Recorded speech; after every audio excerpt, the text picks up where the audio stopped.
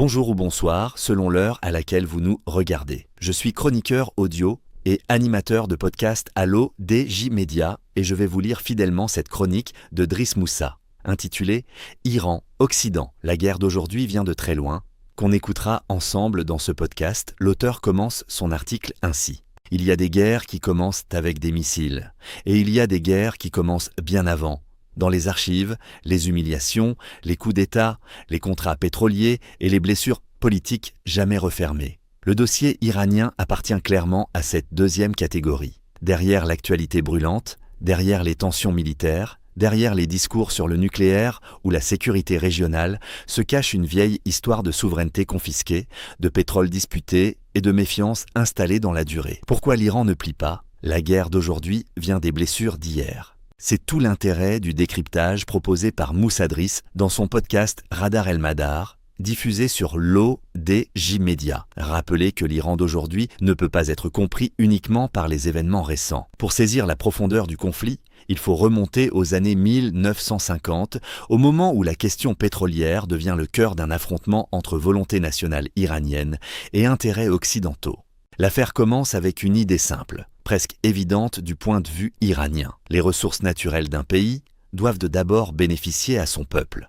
Lorsque l'Iran décide de reprendre le contrôle de son pétrole, ce choix est perçu par les puissances étrangères non comme un acte de souveraineté, mais comme une menace stratégique. Le pétrole iranien n'était pas seulement une matière première. Il était un levier d'influence, un outil de puissance et un verrou géopolitique.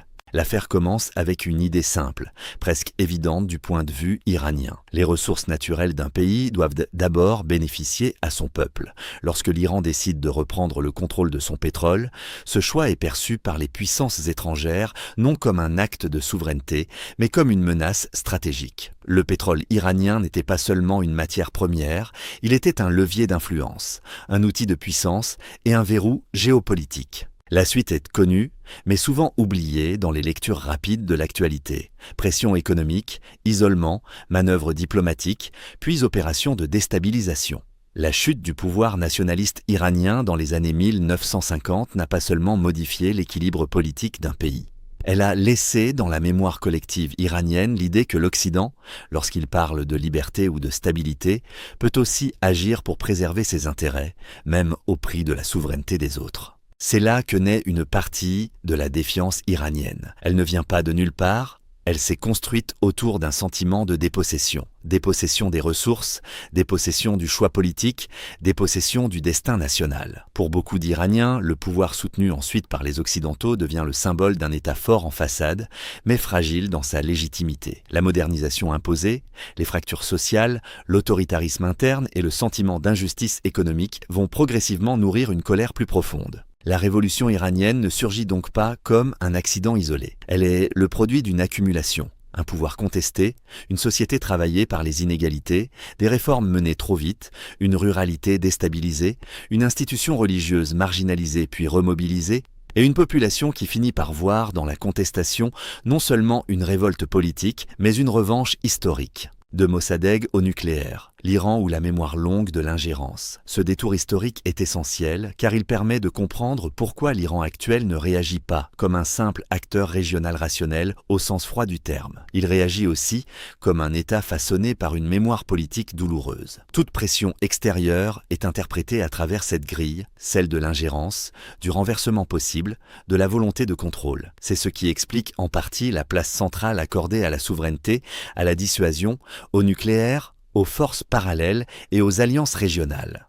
On peut critiquer le régime iranien, ses choix, ses méthodes et sa logique de confrontation. Mais on ne peut pas faire comme si l'histoire n'existait pas. La grande faiblesse de certaines lectures occidentales est de réduire l'Iran à une menace idéologique ou militaire sans regarder les causes historiques de sa méfiance. Or, une diplomatie qui oublie la mémoire des peuples finit souvent par produire l'inverse de ce qu'elle recherche. Plus de fermeture, plus de radicalité, plus de résistance. L'autre enseignement du podcast est plus large. Le pétrole n'a jamais été seulement une affaire d'énergie. Il a façonné des régimes, déplacé des alliances, alimenté des coups de force, provoqué des guerres économiques et redessiné des cartes diplomatiques. Dans le cas iranien, il a même contribué à installer une relation durablement toxique entre Washington, Londres, Téhéran et l'ensemble de la région.